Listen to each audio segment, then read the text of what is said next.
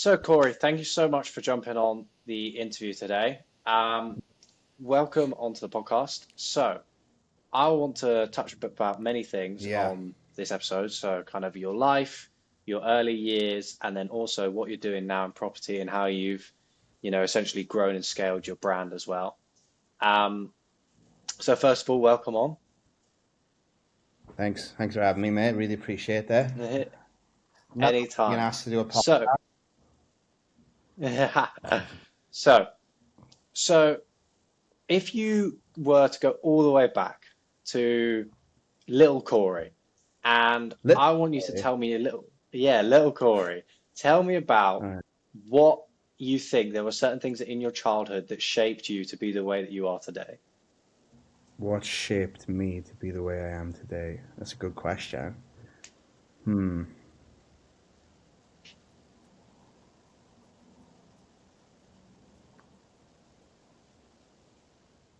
Well, I used to really enjoy anime, like yourself. I've Yeah. got that Pokemon, and I got the Pokemon, Yu-Gi-Oh, Hello Kitty. You know, but I really love Dragon Ball Z. Remember Dragon Hmm. Ball Z? Yeah, yeah, yeah. And I think that had a big impact on me because it's a very they're all like really buff on the show, and they all know how to Right. fight. That's the whole premise of the show, isn't it? Fighting and being the strongest and the best. So and then pushing yourself. So for everybody who doesn't watch Dragon Ball Z, the whole point is that he faces off against somebody, and then he'll lose, but then he's got to go away then and train, and he's got to train and then get better, and then he comes back, and then he's on another level. Then he's like way beyond the villain, Hmm. and then he thrashes him, and then that's season one, and then season two is the exact same thing over and over again. And every time a bigger enemy comes along, it forces him to get stronger. Because at the start of the series, he's just like whatever, complacent in the comfort zone. Somebody comes along and batters him, and then he's got to train then and get strong again. So it really inspired me to want to be the best version of myself. I did kickboxing when I Hmm. was a kid. I did karate. And then I started working out as I got older. I was also like a Yeah. long distance runner for my school. So anything like physical like that, where I could push myself, I really enjoyed that and just crafting the best version of myself. And I feel like the person that you see before you is the best version of me so far. Okay. I think that's a really interesting approach. And you touched on then school. So what was that like school experience like for you as a young kid? Well, school school was kind of boring for me. I didn't really enjoy going into school. Um, my mind like goes in 100 different directions. I can't really focus on Hmm. one thing. Yeah. Um, so I felt like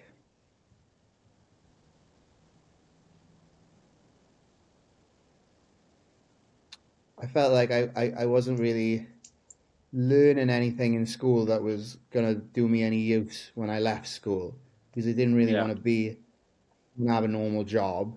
I didn't want to be Yeah. a teacher or work in Tesco's or I guess you don't really need to go to school to work in Tesco's, but I never I never wanted to be a doctor or a nurse or anything. It's just like it was a bit Yeah. pointless for me.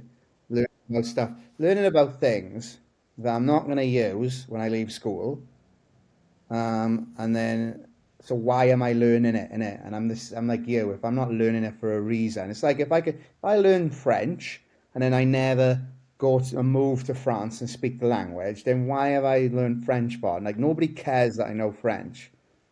Like, Hmm. but if I use it, then it's useful. But if I don't use it, Yeah. it's not useful. So what's. So did you kind of take that approach throughout your schooling life and like, you pushed against that conventional idea of going to university and doing all those kind of things? Great project. Yeah, yeah. I think when I left school, I was a bit Hmm. lost because I didn't really know what to do because they tell you that now you got to go to college, and once you go to college, then you go to university. But like I said, I didn't know what I wanted to do, and I just knew that I guess I knew that I wanted to have freedom, and I didn't really want a job, like, you know what I mean? I didn't really want to do a job, Yeah. so I was a bit lost. I didn't really So have a how, direction when I left.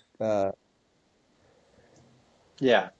And so when, let's say for people who are listening who are in a similar position, how did you go about finding that Yeah, direction and building on that kind of next step in your life before you became the person you are today? how did I go about doing that? Whew. I just went with the flow, you know. I went with the Mm, flow, and I think it's very difficult to know. The thing is, when you're that age anyway, you don't really yeah. know what you want to do anyway. Like Yeah. even now, like at my age, like I'm still figuring out. Nobody really knows, right? And the younger you are, the more likely you are to get it wrong. So Yes. the danger is that you're going down a path and you won't find out there's the wrong path for you until it's too late. That's the danger. So like I'm very much a thinker of you should make a decision and stick with it. I think in Think and Grow Rich, it talks about rich people. They make decisions fast and they're very slow to change them. Quick decision, slow to change it. However, I do think there's a flip side of that where you can make a decision and eventually you'll figure out that it's the wrong decision for you. And then you've Yeah. got to steer in a different direction. And then it's all about how quickly can you steer. Yes. And it can be very uncomfortable, especially when you've been going down that path your whole life. So what was the question? No, I think you've answered the question well. I think what I would ask you coming onto that is like, where have you had to do that in your life? So where have you had an idea that's failed, Oh, or where have you done something and you've had to make that pivot and you've realized actually this wasn't the thing that I was yeah. supposed to do? Oh, all the time. Like in this lifetime, we just get lost constantly. Um, I think the key is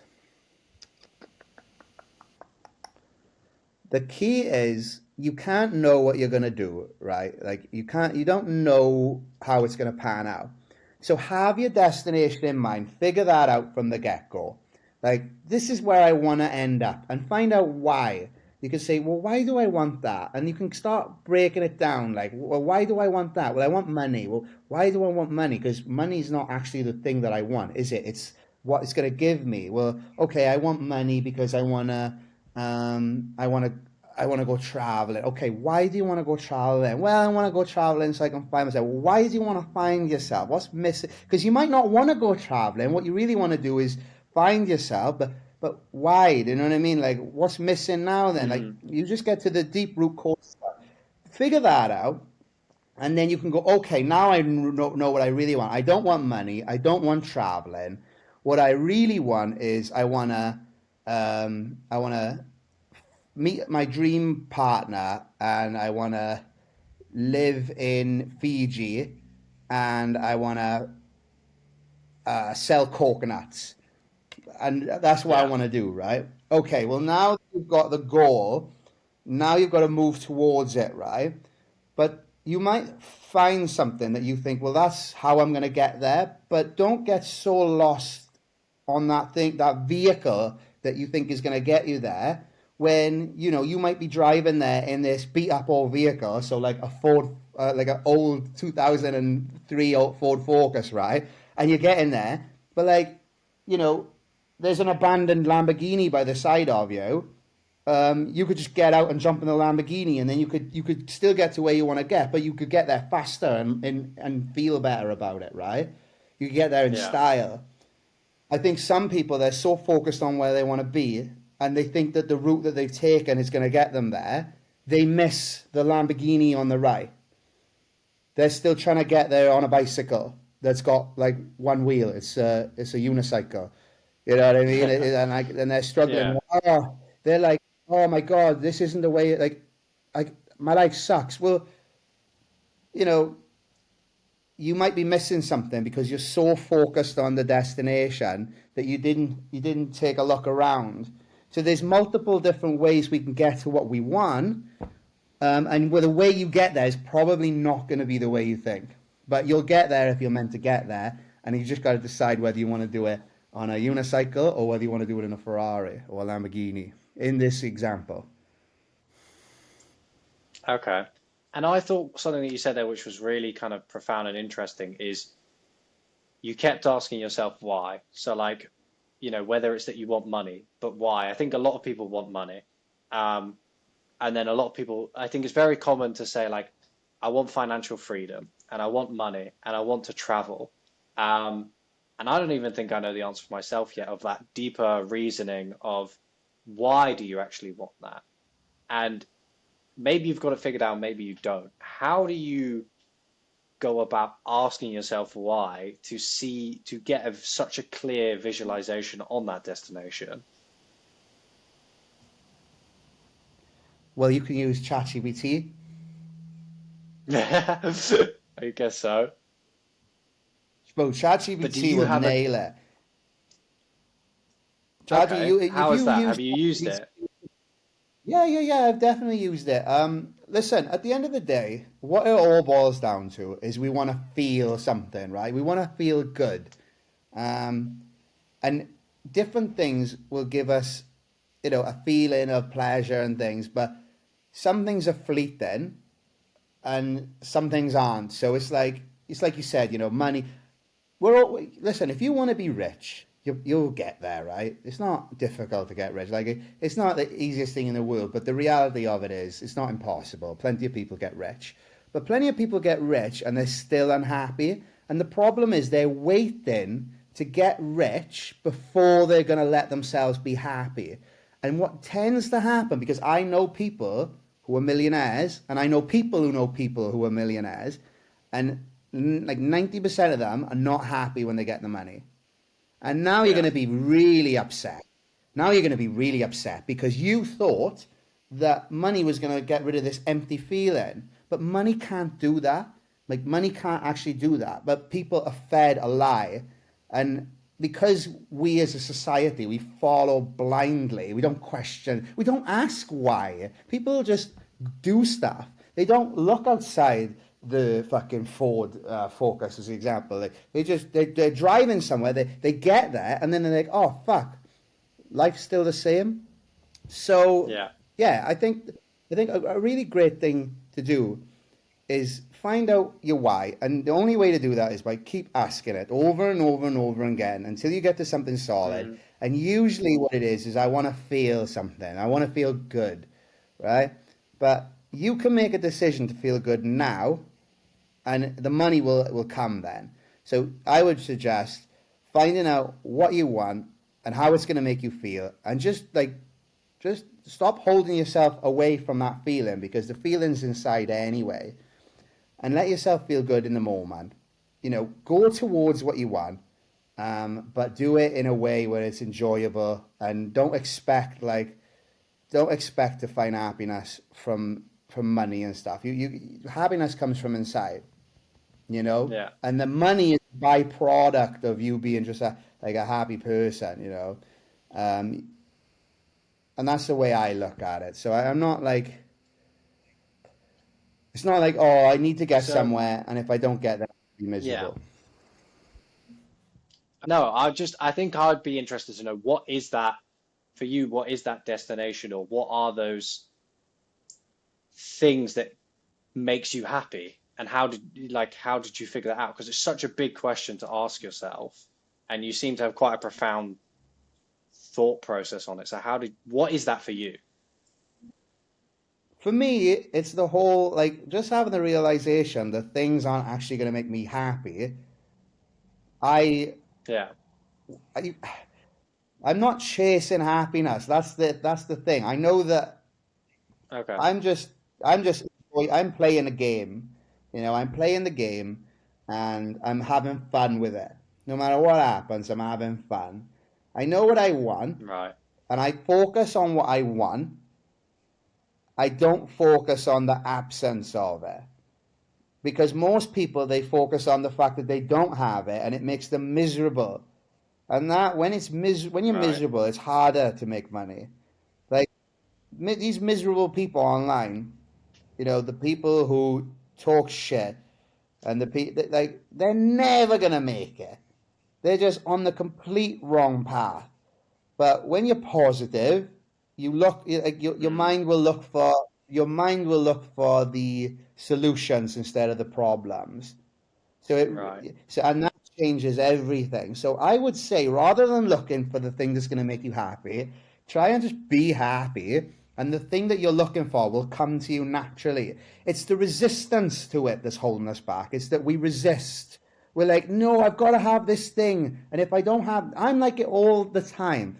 There's certain things that come and show up in my life, and I think, wow, I always wanted that. This is Yeah. what I find. I'm finally getting what I want. And then the universe goes, nah, that's not it for you. And it takes it away. And, it's tough. And this is your level of maturity, right? This is how the universe will teach you a lesson about how in tune with it you are. It'll give you Right. something, and then it'll go, nah.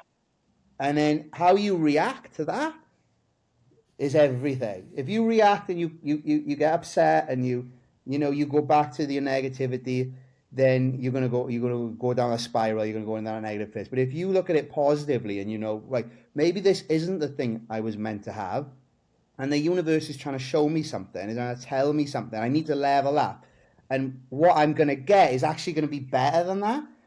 I'm not even Yeah. chasing happiness, bro, because I'm literally I'm listening to what life shows me. I don't fucking know what is meant for me, but I do know Yeah. that it's how I react to things, and if I'm positive and I accept and I move on, then I'll get to the destination in the end, and it all makes sense.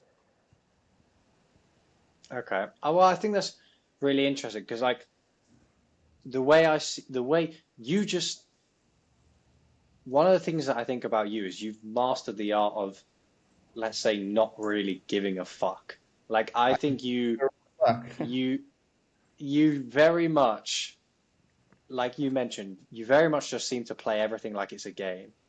Yeah. Um, and you seem to just enjoy things, and that's maybe why you have started to see some of the success you have recently in terms of like growing on social media, all that kind of stuff, because you just, to you, it's not personal, it's not anything like that. It's just a game of playing around. So like it's a very interesting approach to take with life and kind of I guess you almost are you seeing it as that you getting out that Ford Focus or Ford Oh, Fiesta it's and hopping in stalled a that bit. Lamborghini. It stalled a bit, but I don't know what you said. You said very interesting approach to life. Is that what you Yeah, it's a said? very interesting, what I said, it's a very interesting approach to life. And it's like, do you, Right. the way you see that, is that almost you getting out your Ford Focus and hopping in your Lamborghini and realizing like, this is, I can play the game however I want and I can do it however I want. And to me, it's just fun and that will help me get to my destination. So you're basically asking me if I'm using that idea in order to help me in the game, Yeah, in the right? sense of like, you are so, you, everything you seem to do, like business wise, social media wise, the persona you put out there is very much this Yeah. one of fun. Like, all to you, Yeah. it's like it's all fun. There's no personal attack. Nothing's personal about it. And No. you kind of see that as the game. When something really bad happens to you, it's almost like, especially, I think everyone should go, and you were a good person to speak to about this actually because you've been Yeah, through it. I think yeah, everybody should have a moment, a period in their life where they feel like the world is against them, hmm yeah, and people hate that, right? And a perfect place for right, this, the more here's a fun playground for you, because the real world, which is also a playground, but here's the social media world, which is a playground within a playground. Go yeah, play in the social media world and get people yeah, to have people to piss out of you. hmm You've had this. I seen like I first heard of you when you just popped up on my TikTok, and I don't even use TikTok, but I remember Yeah, seeing you, and you were talking about Samuel Leeds, and you were talking about how you were getting into it with your mum, yeah, and people were ripping the fuck out of you. yeah, And I remember saying, I showed the boys, and I was like, look at this guy. There's something about this guy. I think he's going to do really well because you took it on the chin, and you still continue to take it on the chin because I see your ads pop up and people, and it's like, I know you yeah. don't They rip care, into me all the and you, time about it. but some people, Yost, they're not like me and Yeah, you. I say to them, why don't you put more stuff on your social media? Oh, I couldn't handle that because, what would people say? I said, you want people to say stuff. Why would I want people to diss me? Because it shows you that it's not real and it doesn't matter. Other people's opinions are mm, just that. They're opinions and they're entitled to their yeah, opinions. Let them have their opinions. It's, it's whether they say that you're good or whether they say that you're bad, they're probably off the mark. So don't listen. If you're not going to listen to them when they say that you're shit, then don't listen to them when they say you're a king. That's why I put a fire yeah, emoji under positive and negative comments because I'm not hearing it. I'm doing me. I'm showing up, and you lot are yeah, watching, and you're giving me your energy. And the negative yeah. energy, whew, like if you know how to use that, like I tell people, keep it up because that shit really fuels me. But going back to it, the reason why you need to get the comments is so that you know that it's not real, and it breaks down a barrier that you have where you take things serious. Like I'm Yeah. not scared now to do something. The reason why people aren't successful is they're too scared to put themselves out there in case what people say. But when you put yourself out there every single day, like me and you realize that it doesn't matter. Yeah. It's just people's opinion. They can't hurt you. No one ever says anything to me in real life. And even if they did, again, like, does that matter? Really? It's my life. It's your head on the block. And this is to everybody who's watching this. It's your head on the block. Do not worry about what other people say. And if you can get past that barrier, you're much more likely to be successful. And you, Yost, are going to be very successful because you don't have that problem.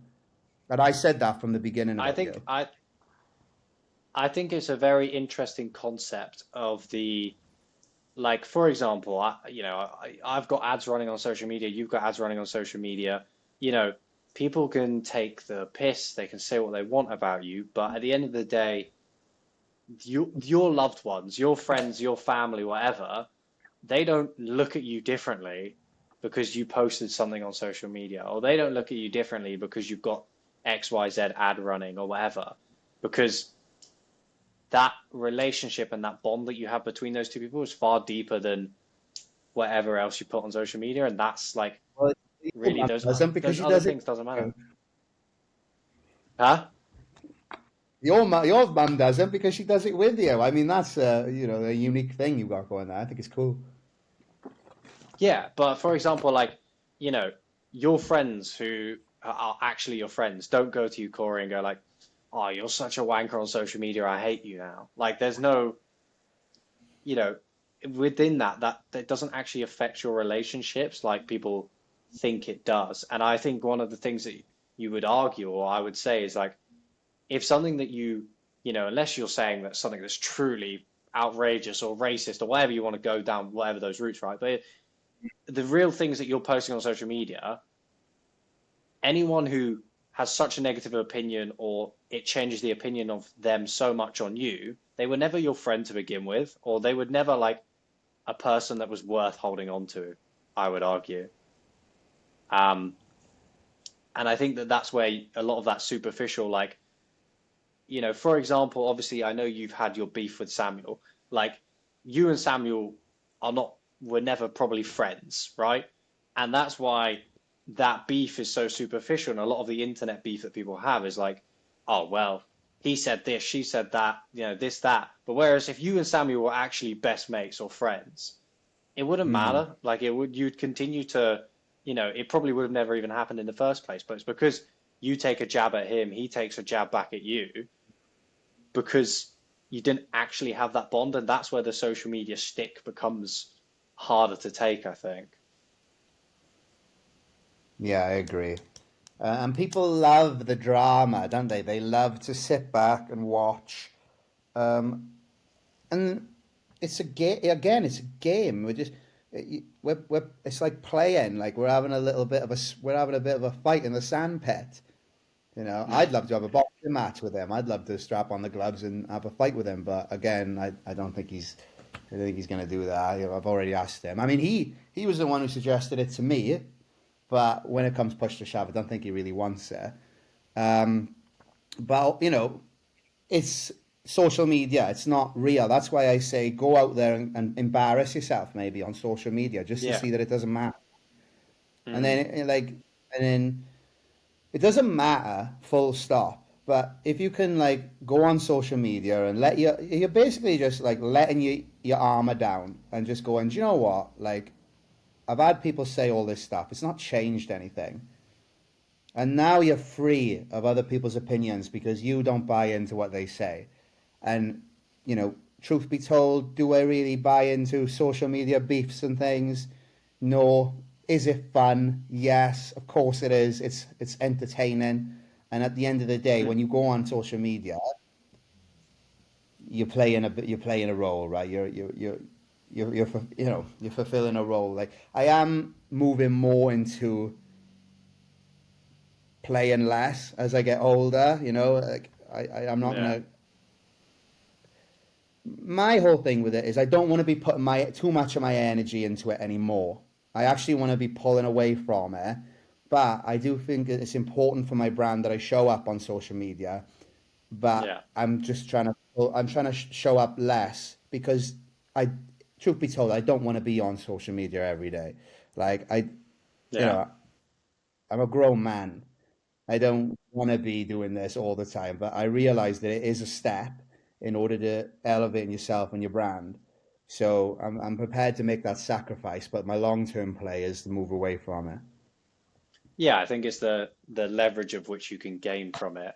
Um, you see it with like these mega influencers who are like 22 years old, and by the time they're 25, they're not even posting on social media anymore because they've gained all the traction and the leverage out of it. And I think like rounding off this whole part, because I want to pivot to the kind of property journey afterwards, is like, you see these mega influencers 22, by 25, they're, let's say, worth 10 million. They've taken all the leverage off social media, and people on the outside are so invested in their lives. And then by Yeah. 25, they've disappeared and they're not posting anymore because for them, they've gained everything out of it that they really wanted.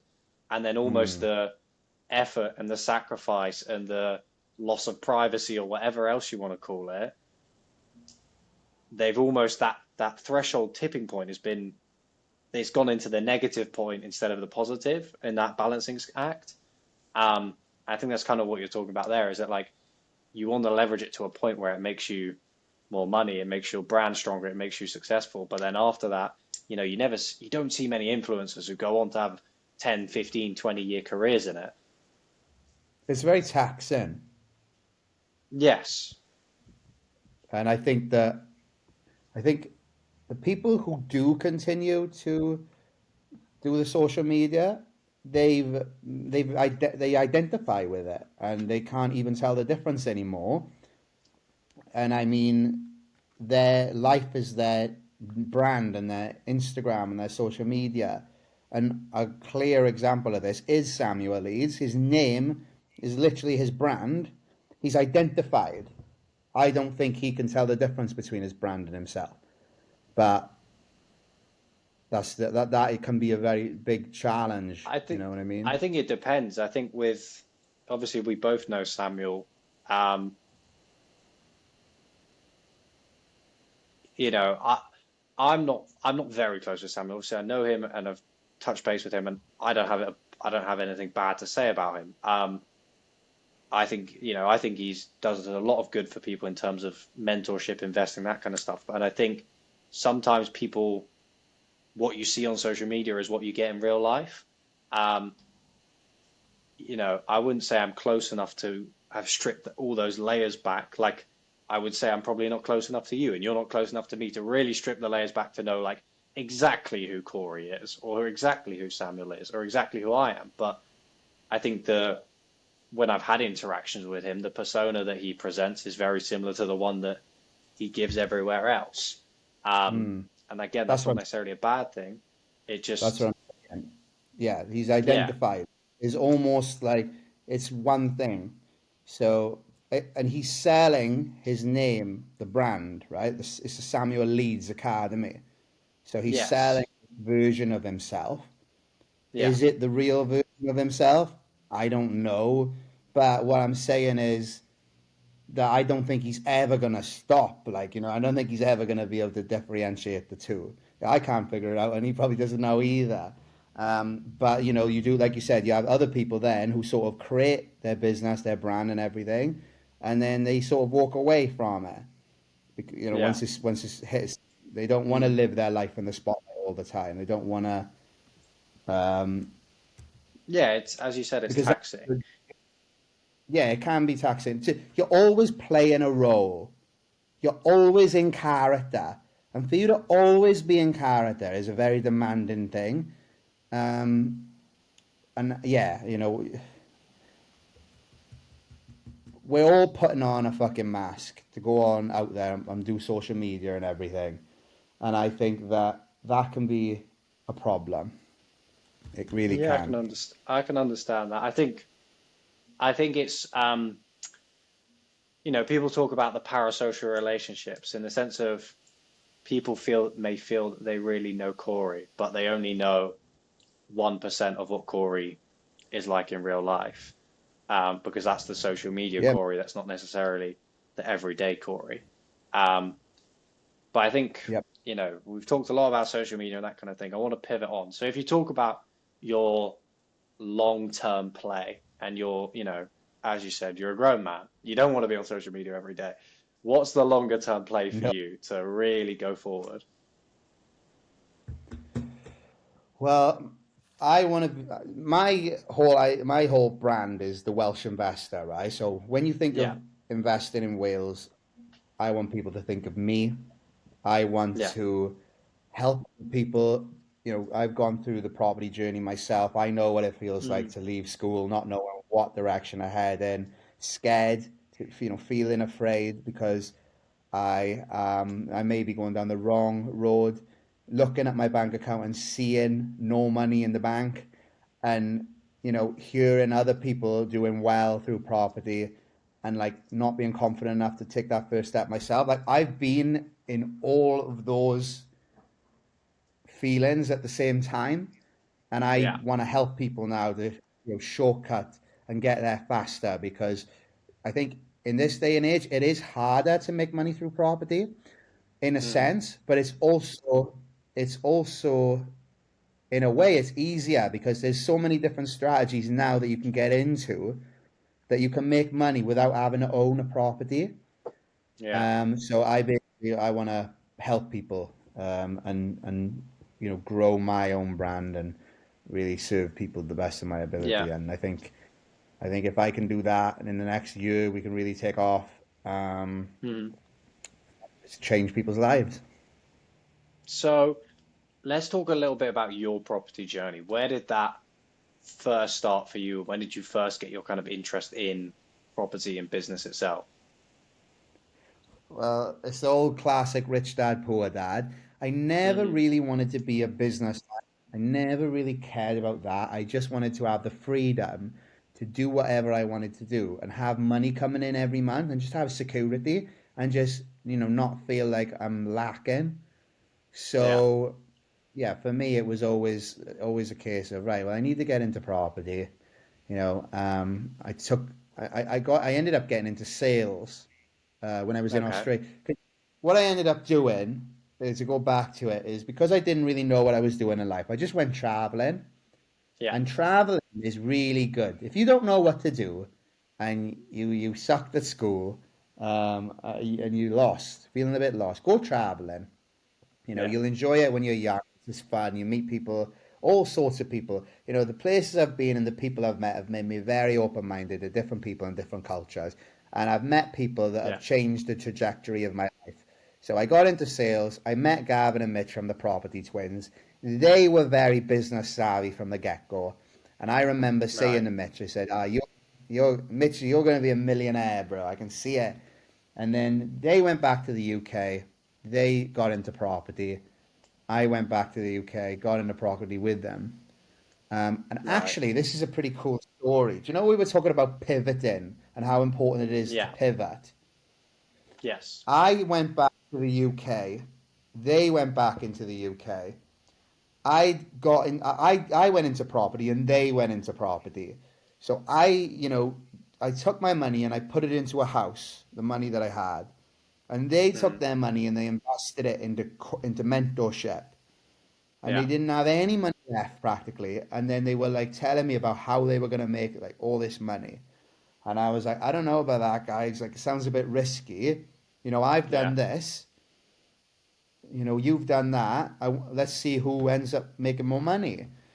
Right. Well, they did that, and then I wanted to go traveling again. Then, so I went to Canada, Okay. and I went to Canada, and then I remember seeing Gavin and Mitch and hearing about all the success that they'd had.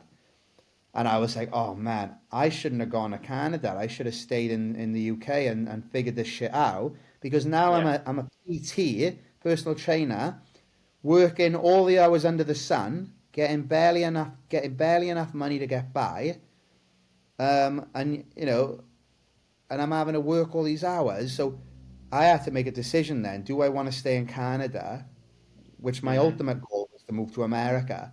And I was like, Yeah. oh, but I'm here in Canada now. Or do I want to go home where I hated it in the UK? I'd Yeah. had enough and make money through property. So am I going to think short term or long term? And that was such a difficult decision because I really didn't want to come back to the UK. And I said I Okay. would come back to Interesting. the UK. Yeah, and instead of coming back to Wales, I went to Watford, where they live, Yeah. because I wanted to work with them. And that was a hard decision, that was, because that's the kind of decision that'll change where your life is heading. Because I could have stayed in Yeah. It changes Canada, the whole trajectory of your life. but I knew it was the right decision. I knew it because I knew they were onto something. Um, and do you know what else it was? It was my ego was sort of like telling me, "Oh no, I did the right thing," but I had to put that aside because the ego and playing your character. If Yeah. you play that to the point where you won't hear anybody else, then you'll never grow. But I realized that I needed to be around them because they were growing at a really fast rate. And Yeah. my old way of thinking was keeping me stuck at a certain point. They were making more. I had more money initially, but then they were like that, and I was like, oh, so like why? And then I figured it Hmm. out then, and now we're growing together. We work together. It's like me and Yeah. you. It's like we're coming together. Actually, we talk about property beefs, but if everyone would have come together, that's powerful. I think. Yeah. I think. I mean, how did you know? Like in your gut, like was it just a gut feeling? Like you're living in Canada. I don't know how close you are with Gavin and Mitch at this time, but to just take that leap and be like, right, I'm moving back to UK. I'm not even going to move back to Wales. I'm going to move to Watford and And then, just oh, suck and it then I'm going in. to spend Like, 12 grand. And then I'm yeah, going to spend spend 12 12. grand on venture. Like you must Yeah. have had like a gut feeling or a blind faith in these guys that you knew that they were going to make it and that you were going to make it with them. Like, how did you even make that decision? Like, how did you have that gut feeling? It's like it all goes back to that conversation I had with you about Yeah. knowing where you want to go and then not Mm. being so focused on that you miss other things. Things show up for you and it's an invitation. And them doing that was because what were the chances that they were going to get into property and me? And we just happened to meet each other in Australia, of all places, stay in Yeah. touch, and then both get into property. Um, and I just realized like I've met these guys for a reason. Yeah. Am I gonna ignore because you have the right to ignore things that show Yeah. up for you. but that's going to take you, and you're probably going to end up I'll end up rich and successful anyway, but you know, I'll get there a lot faster if I say yes to things when they show up. And I knew when they started making, I knew like I was like, right, this is where my opportunity is, and Right. if I deprive myself of this opportunity, it's going to be a while before it shows up again. I'm not saying it Right. won't, but it's going to be a while. I need to go where the opportunity is. And I've always figured since I did that, it's so much easier for me now to just, I will fly out. I flew out to Hawaii to be with my business mentor, to have one-to-one time with him. I will do that because I know that there's people showing up in my life and they're there for a reason. And Yeah. if I come, like, spend time with you, then like I see something in you, and I know that there's something. I don't just meet people for no reason. You know what I mean? I don't want to spend time with somebody because we're just shooting the shit or shooting the shot or whatever, right? Yeah. There's people who show up in life and they are like they're there for a reason, and then it's on you then to figure out why. Um, Right. and they are Yeah. the boys are and like I knew you was gonna be like that's why I came out to Leeds to meet you. I was like I gotta Yeah. meet this guy. There's something about him that I'm drawn towards. So I just as soon as I get that feeling, I'm like let's go, let's make it happen. I'm looking for a way to make it happen, not ways to not make it happen. If we Yeah. end up meeting each other or on the phone together, there's a reason for it, and I believe that everything has a reason. Yeah. There's no Well, chances. I think it's a huge thing of like you, one, being willing to take risks, and two, taking massive action on when you think Yeah, now I have that opportunity. One thing that I always thought when I first got into property was it takes one person, one decision, one conversation that can change the entire trajectory of your life, like you talked about there. And I think I've had multiple conversations along my, you know, entrepreneurial journey, which is where I've met people and that's, had a conversation. Like I had a conversation with someone and they ended up passing me a block deal of 9 apartments, which has literally changed the trajectory of our business. And that was one yeah, conversation because they sent me a message on Instagram and I was like, yeah, I'm going to go for drinks with him. And yeah, that's changed my entire life. Um, and I think it's when you feel that opportunity come up, like you're talking about, is that you have to be the person who says yes. And sometimes it may amount to nothing, but it's the one time that it amounts to something is that's all it needs to be. You can have like 99 shit meetups and whatever with people, but if you have one with one person who becomes your co-founder, your business partner, like the twins or whatever it is, or a mentor or a guide, it changes your whole trajectory in life. Um, so I think that's super important. And just because, so we don't go too far off of it. So in your property journey, then you take on the mentorship, and you're like, okay, where did you start going from here? Because you already owned a house, you'd had some money in there. Obviously, did you try and release the equity to go again on the BRR? How did you kind of build that up? Well, I was very lucky. I was very lucky. When I did my first BRR, I pulled all my money out, plus I got 10 grand. That's how much equity I had in the house. Yeah, However, a thing that I think people forget, because a BRR, right? You can do a BRR, but you don't actually have to do a refurb on it. If you buy it so much under market value that it's fucking, it's it just needs a lick of paint and whatnot. Like yeah, those deals are out there, man, and that was the case with my first one. Like we didn't do much of a refurb to it. We just we just won. Like it was just a really good one. It's a really good BRR, and yeah, all my BRRs have been really good. But like uh, I did that, got all my money back, ready to go yeah, again. Used the mm, money that I made from it, invested it in education because I'm like, right, well, I got lucky maybe this time. Let's make yeah, sure that I do it the next time. Did other mm, BRRs, and then when I was doing BRRs, I was like, right, this is what I needed to know from the twins. I was like, you guys are making all this. I'm doing BRRs, but I'm not making any money every month. yeah, Your cash Because flow. I can't make money when, I can't make money when I'm buying the property, can't make money while you're doing the refurb, right? Um, when you do the BRR, yeah, BRR is amazing, but realistically, after the mortgage payments and everything, you're only left with like 200-300 quid every month. So how many? I was Yeah. thinking, how many BRRs have I got to do to make the amount of money that you guys are making every month? So then I took Yeah. my money and put it into rent to rent, and I realized it's Mm. almost like it's just a quicker way of getting money and an easier way with less cash down. I'm thinking, well, if I can put money down and a small amount of money at that and get it all back in 6 months and then keep going again, it's almost like the same sort of thing as BRR. It's how quick can I get my money and how much do I have to put down up front. So the less I have to Yeah. put down, the quicker I can get it back. The more that, like, if I can do that a bunch of times and the cash flow is higher, then that makes sense. So I started doing Mm. rent to SA. I did the same as you. I got an apartment block off one deal because that's how it goes. You speak to enough people. Um, and then I realized, oh, fuck, like if I don't want to take the deal on myself, I can sell it for three Yeah. grand. So I started selling deals.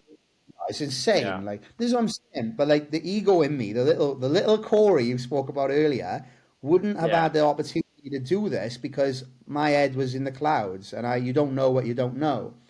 But when I put my ego aside, got the mentorship, and I talk about this on my Winners on a Wednesday before it gets taken down.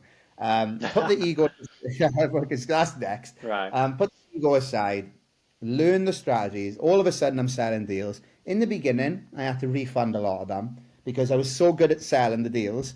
But then I was Yeah. like, you know what it's like with rent to rent, right? Like something Yeah. happens They were either with the falling through or something like that. yeah, they were falling through. Then they stopped falling through, started Yeah. making a lot of money, and all of a sudden now I'm looking at apartment blocks to buy. Um, so we're going to buy an apartment block soon. We're doing another BRR in the moment. We're in the process of picking up the keys. We're doing we got refinance money coming in. We got money coming in from a house I sold. We got another house up for sale. I'm just Yeah. basically stacking cash now because I want to buy an apartment block. But Yeah. part of me doesn't want to buy an apartment block because I think we got a crash coming, and I want to have money ready for when the opportunity comes along. Right. And then, I'm going to be there to strike when the iron's hot. And of course, in the meantime, I'm offering coaching to my students then. Sorry, Mm. coaching to my clients. Don't put Yeah. students in. I think it sounds negative. Yeah. No, I think that's an interesting strategy. I think like one of the things like when people get into property, and I've been so big on this from the start, is like to property in terms of how you initially did it, in terms of BRR, is an investment vehicle. You are investing in something with the want and kind of backing of history that that is going to go up in value. Now, you can do different strategies to improve the cash flow of said BRRs or properties, but at the end of the day, that's not the quickest way to get cash flow.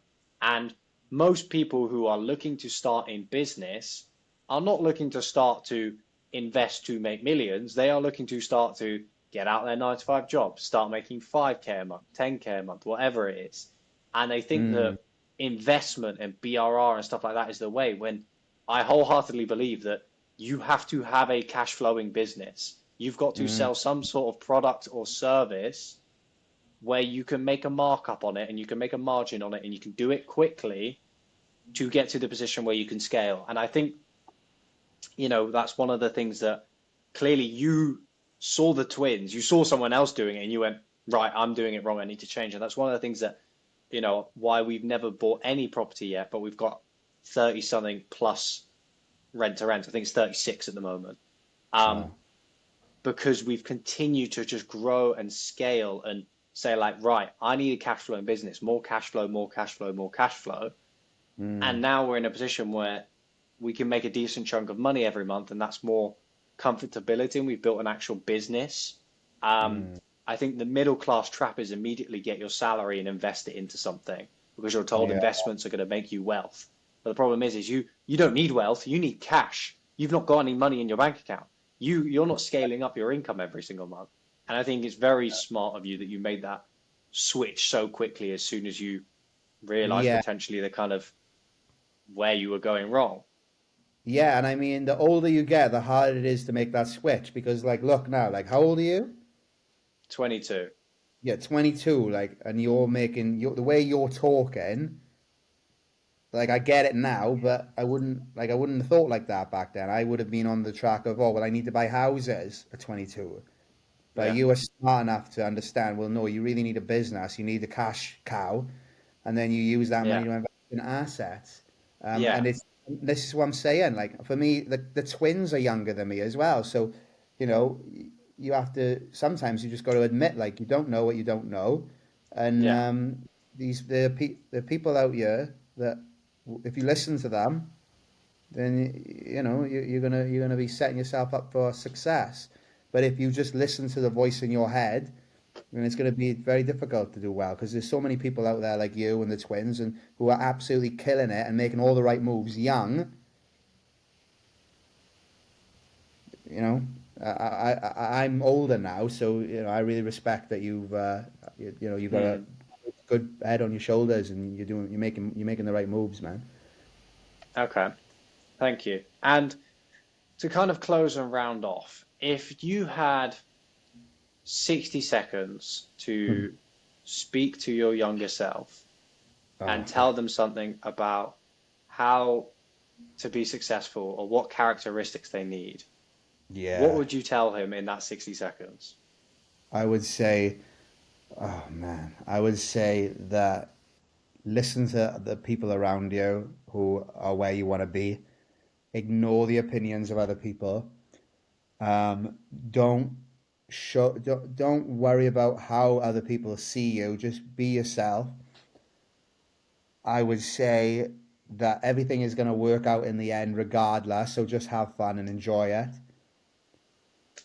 There's so much I could say, and you know what I mean. I've only got 60 seconds. I would say those are the main things, and enjoy now because it's always just going to be now anyway. There's no future that's going to be better than now. So really enjoy what you have at the moment and be grateful for everything because there's people who would kill to trade places with you right Yeah. now, not the future version of you, the version of you right now that's like not appreciating the things that you have. And that's what I would say.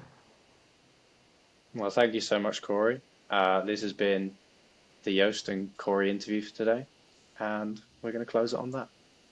Amazing, mate. Thank you.